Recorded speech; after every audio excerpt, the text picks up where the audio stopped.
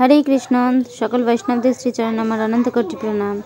তো আজকে এই ভিডিওটা দেরি হয়ে গেল আপলোড করতে। আমাদের অঘ্রাণ মাসে যে গোপাল পাতা দেওয়ার নিয়ম, সকালবেলায় সূর্য ওঠার আগেই এই পাতা দিয়ে গঙ্গায় ভাসিয়ে আসতে হয়। তো সেই পুজোটারই চলছে।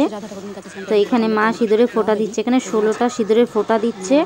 আর এখানে কাঁঠাল পাতায় জোড়া কাঁঠাল পাতা আছে, সঙ্গে 16টা ধান আর 16টা দুব্বা। তো এই দিয়ে পুজো করে আমরা এই এখানে ধূপদীপ দেখিয়ে ভোগ লাগিয়ে চলে যাব গঙ্গায়। তো দেখতে থাকো। হরে কৃষ্ণ।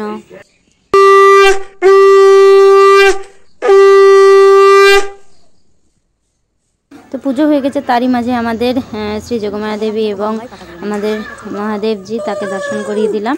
তো মা এখানে ধূপদীপ দেখিয়ে এবার পাতাগুলোকে সব তুলে নিচ্ছে। এখানে নিয়ম হচ্ছে গোপালের একটা পাতা থাকবে আর যে পুজো করছে তার একটা পাতা থাকবে। কিন্তু এতগুলো পাতা হওয়ার কারণ আমরা যেহেতু বৃন্দাবনের দর্শন করার মাঝে দুটো রবিবার পড়েছিল, পুজোটা হয় সংক্রান্তি থেকে সংক্রান্তি অবধি, মানে অঘ্রাণ মাস যে মাসে পড়ে সেই সংক্রান্তি থেকে শেষ সংক্রান্তি অবধি।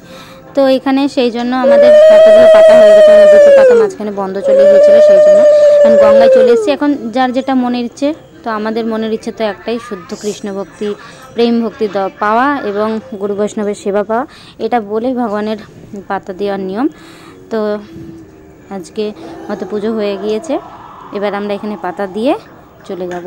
তো বললামই যে এক একজনের এক একটা পাতা, সাথে গোপালের পুজোর পাতা দিতে হয়।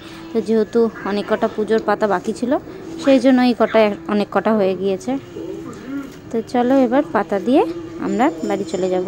হরে কৃষ্ণ।